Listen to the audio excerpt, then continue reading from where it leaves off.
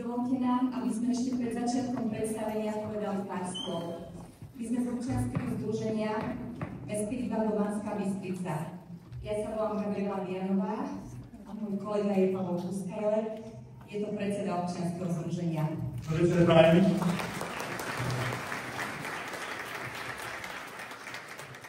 Radi by sme vám povedali, aká je toto slávnostná chvíľa. Pretože do týchto krásnych, prerobených priestorov sa vracia verejnosť. Vracia sa sem kultúra, vracia sa sem divadlo.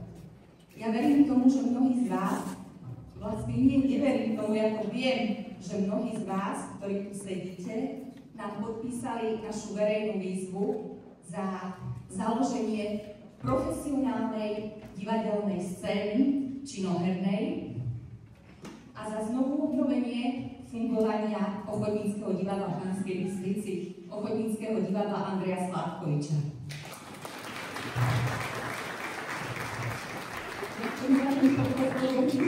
Že toľko sa vás tu zvyšla, až mám z toho trému, takže to ma troška povzbudilo, ďakujem pekne.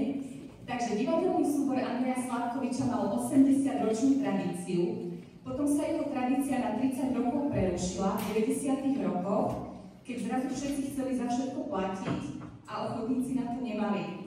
Takže 30 rokov sme boli bez tohto zoskupenia a nám, občianskému združeniu Mestské divadlo Banská Bystrica, sa ho po 30 rokoch podarilo znovu oživiť.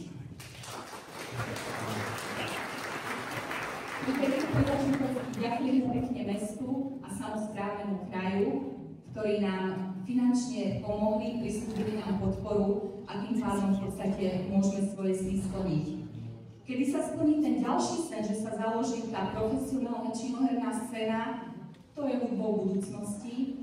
A možno aj práve preto sem pozývame také zoskupenia, aby ste sa vedeli tej kultúry, tej činohry nabažiť, aké sme pozvali dnes. A nie je to náhoda, že je to práve divadlo z Bratislavy Máme to v oku, pretože jeho hlavným protagonistom je skvelý slovenský herec Dušan Cinkota, Banskobystričan.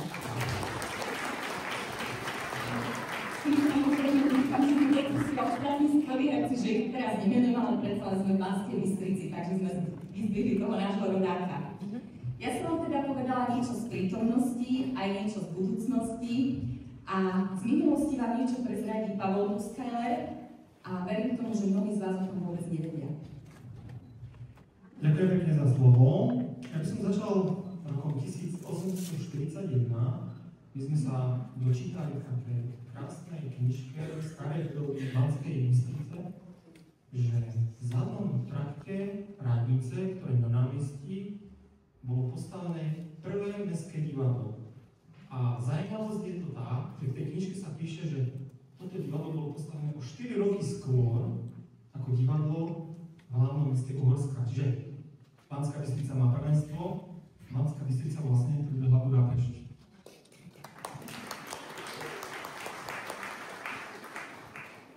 Tam sa píše v tej knižke, že žiaľ v nedeľu 8. novembra 1908 za nevyjasnených okolností došlo k požiaru, je tam aj taká fotka zhoreného javiska.